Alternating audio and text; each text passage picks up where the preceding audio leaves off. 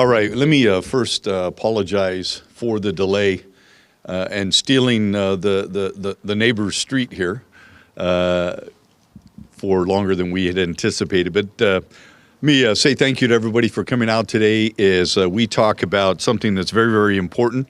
It is our Save Our Water, and I'm going to introduce some folks that we have with us. Some of our friends from Sacramento are with us here today. And we have Arthur Hinojosa, the manager for Division of Regional Assistance, California Department of Water.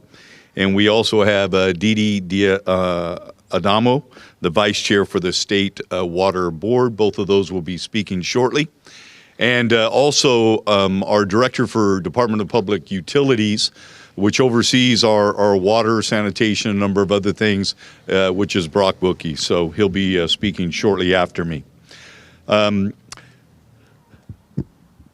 you can tell in looking around some of our areas, that water is extremely important to all of us, and it's water conservation is extremely serious. Fresno, fifth largest city in the state of California, but more importantly, we are in the center of the agricultural capital of truly in the world. We have some of the richest soil of anywhere in the world, and what that means is that we depend on agriculture. The world depends on our agriculture, and many of our jobs that we have here locally depend on agriculture. So it's very, very important. So we perhaps know the importance of water as much or more than anyone because it is really our survival. The effects of prolonged dry years is a statewide issue, as we know. But again, perhaps in the city of Fresno in the Central Valley, where we get triple-digit weather, sometimes we'll have 30 or 40 consecutive days of weather where we have 105, 110 degrees, as we all know that. And those warm summer months causes us to have to use more water for certain things like agriculture, for watering lawns, watering our plants, etc. And although it might be difficult at the present time to think about water conservation because we are in the somewhat of our cooler months, and we just came off of some significant rain. That's significant rain for us, maybe not in the Midwest, but it certainly is for us when you look at the rain that we received over the last few weeks. But we know that the heat's going to return, and it's going to return soon. And so what needs to happen is that we get into the habit, get into the practice of water conservation. And that is so important for all of us to put that into practice on a year-round basis. And I believe that now is the perfect time to start. Water conservation doesn't necessarily mean shutting off our water and letting our grass die. But there have been times, as we know in the past, where we've had to do that, and we've had a lot of brown grass within our neighborhoods. We've lived through that period of time. But there's other things that we can do to ensure that we are conserving water. And so part of that is having drought-tolerant landscape. And we are here in front of the Dunshee resident today, Lisa Dunshee, and she will hopefully join us momentarily. But Lisa and her family took advantage of the city's lawn to garden rebate program. And you can see behind me, there was about 860 square feet of grass that they had to water on a daily basis in some occasions. They also had lawn grass in the back of their residence. But as a result of the rebate program through the city of Fresno, they were able to remove all 860 square feet of lawn and to be able to replace it with rocks and shrubs and plants. And that is very, very drought tolerant. And here's what's happened. Over the last 5 years, they've been able to reduce their water consumption by over 50%. Can you imagine if every resident in the city of Fresno did that? We probably would not have a water problem within the city of Fresno. In fact, I know we would not.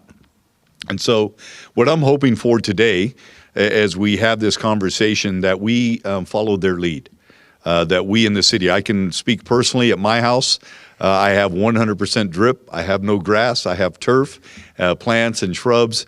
And so I really do practice what I preach in terms of water conservation. And we also want to make sure that people are well aware of our lawn to garden rebate program and many other rebates that we offer in the city of Fresno. And the other thing that we want to remind our folks is that in terms of watering your grass, watering your plants, in the city of Fresno right now, we are on the 1 day per week cycle. And so if your residence ends in an odd number, your watering day is Saturday. And if your residence ends with an even number, then you will water on Sunday. And so we want to make sure that we remind folks of that.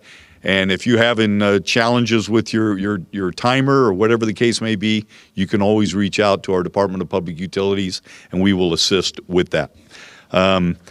There's a number of other things that we've done in the city of Fresno over the years where we've made significant investments in our water system, our water and sewer system. And I'm not going to get into those details because I'm pretty confident I will mess it up. But I have an expert here in that arena, and he's going to talk about some of the things we've done in the city of Fresno well in advance to make sure that we, all of our community members, don't suffer through these drought years. So that's Brock Buki with our Department of Public Utilities. Brock? Thank you, Mayor. So the concept behind Save Our Water campaign to promote the wise use of water is fully embraced by the city of Fresno. The Department of Public Utilities has long been a strong proponent for the wise use of our water resources. In recognition of declining groundwater levels, the city was one of the first in the state to build a dedicated recharge facility. And this was in early 1970s. A 200-acre facility known as Leaky Acres demonstrated the proactive, intentional groundwater recharge was meaningful and achievable to aiding in the replenishment of the groundwater resources. In the early 1990s, the city embarked on a 30-year endeavor to proactively plan and implement the construction of 2 surface water treatment facilities. The first surface water treatment facility came online in 2004, and this facility was the first to break our reliance on 100% of groundwater use. The second surface water treatment facility came online in 2018 and further reduced our reliance on the use of groundwater and made our community more drought resilient. In fact, the plant, when it came online, we were able to reduce our groundwater utilization to levels that we hadn't seen since 1966. Through all this planning and implementation, however, water conservation has and remains a vital component of our water supply portfolio. Through conservation, we are able to stretch our limited water resources. Conservation comes in 2 forms: that achieved by water use efficient fixtures and landscape plant selections, and that accomplished by our water use behaviors. The rebates we offer support the installation of water efficient fixtures. The conservation or the conversion of water intense lawns to drought tolerant plants, such as those used here at this home, save a significant amount of water each year. By taking advantage of available rebates, we can help each homeowner reduce water use. By changing our water use behaviors, such as taking shorter showers and following landscape irrigation days of use, we can enhance conservation efforts. As we continue to recover from multiple years of drought, it remains important to use water wisely. Our efforts here in Fresno not only help our region, but support effort statewide. The city has benefited from a number of programs offered by the state, and we are supportive of the statewide water conservation initiatives. At this point, I'd like to hand it over to Art with the Department of Water Resources.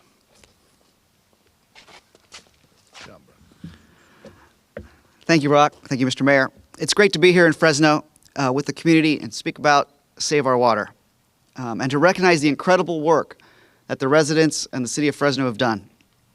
Every effort counts and every effort makes a difference. You know, despite the recent rain and snow that we've seen in California, we still have the threat of a fourth year of historic drought. What's more, our climate is getting warmer and it's getting hotter. That means conservation is essential and needs to be a California way of life. You know, at the state, we at the Department of Water Resources are providing support to communities across California. Under our new Go Golden campaign, the Department of Water Resources is investing $300 million through our Urban Community Drought Relief Program. In addition to urgent drought relief, this effort is aimed at helping communities, including the commercial, industrial, and institutional sectors, build climate resiliency by funding water infrastructure repairs, yard transformations, well rehabilitations, indoor water conservation, and more. The Go Golden program provides financial assistance from the state to organizations as Golden Partners to support strategies statewide that reduce water use and show residents that they're not the only ones being asked to conserve. In addition to water conservation, the department's also committed to supporting small communities facing water insecurity, as well as more wells run dry and as the climate becomes less reliable. Our Small Communities Drought Relief Program has availed over $260 million for over 125 projects throughout the state, including 11 projects totaling $34 million right here in Fresno County. Thank you for being here today and the work that you all do. I'd like to turn it over now to Vice Chair Diadamo with the State Water Resources Control Board, who will talk about what individual Californians can do to save our water and save California. Thank you, Art. It's terrific to be here and to join Mayor Dyer and other leaders from the community, all working together to save our water and make conservation a way of life in California. We're here because drought cycles that we really all used to in California, but they're now occurring more frequently and are longer lasting. And the historic drought that we're in now has created unprecedented difficulties. Even as we start to get storms this fall, the long-term aridification, really the gradual drying of our state is here to stay. This gradual drying is expected to result in a 10% loss of water supplies in the state of California. But if we all do our part, as what we've seen here today, there is hope. To celebrate the great work happening here in Fresno, like this California-friendly yard, and to encourage more Californians to follow this family's terrific example of switching to diverse, drought-tolerant landscaping. Not only are drought-tolerant plants a showcase of California's natural beauty, they're also easier to maintain. This time of year with cooler temperatures is really the best time to plant drought-tolerant plants and to take advantage of the city's really good rebate programs. The city of Fresno provides many different rebate programs to convert lawns to drought-tolerant landscaping, as you've heard from the mayor and his team for the city of Fresno residents. You can go to fresnogardening.org to find out more information about how to make your front yard look like this one. Like the Department of Water Resources support through the Drought Relief Fund, our board has been working diligently with Fresno County for some time to bolster its water resiliency, and we're proud of the progress that's been made. Just last December, the city of Fresno completed a $68 million recycled water distribution system project with a $15 million Proposition 1 grant and a $53 million state revolving fund loan support from our board's Division of Financial Assistance. As a result, residents in Fresno are benefiting from nearly 3,000 acre-feet per year in additional supplies, recycled water supplies, helping the city to, as you've heard, mitigate the impacts of drought and future droughts. And I'm just personally really excited to see this progress because I was here early on in 2015 at one of the groundbreaking ceremonies for one component project for Recharge Fresno. We've also distributed over $600 million to the county since 2014 to rebuild drinking water delivery infrastructure and, in particular, helping disadvantaged communities gain access to safe and affordable drinking water. As this drought continues, state-supported projects to improve water quality and increase water supplies in Fresno are absolutely part of the solution. But conservation is the most immediate and effective action that each of us can do to take and to protect our limited water resources. And so many of you have worked hard to do just that.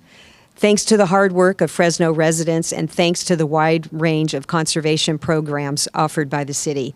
Thank you again to be here today, Mayor Dyer, and to our hosts and to the family here that's undertaken this incredible work as an example, and to all of you leading the way here in Fresno. Together, we can save our water and save California. Thank you.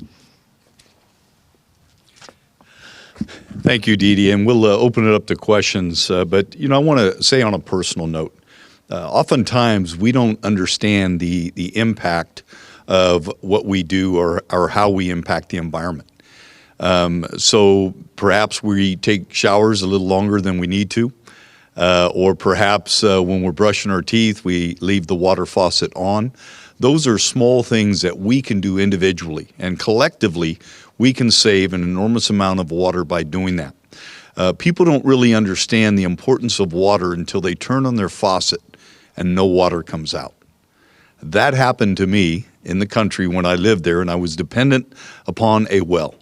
And one day I turned on my faucet and there was no water. It had run dry. So then you have to drill a new well, which costs a lot of money. But until that happens, people don't realize, are we really short on water? And the answer is yes.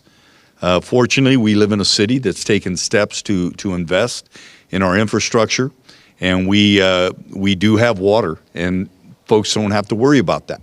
However, we want to make sure that we never have to worry about it. So that's the importance of the Save Our Water campaign and what we're doing today. So with that, any questions you may have for Dee Dee or for Art or for Brock? Anyone? Gosh, must have done a thorough job. Thank you, guys. So thank you, everyone. Thank you, folks, for coming and visiting from Sacramento. And hopefully just our presence in this neighborhood, Wendy, will get people to want to maybe do a drought-tolerant land. I look at some of the grass in this area, and perhaps a little more grass than I'd like to see. All righty. Thank you, guys. Appreciate it. If we don't see you, Merry Christmas.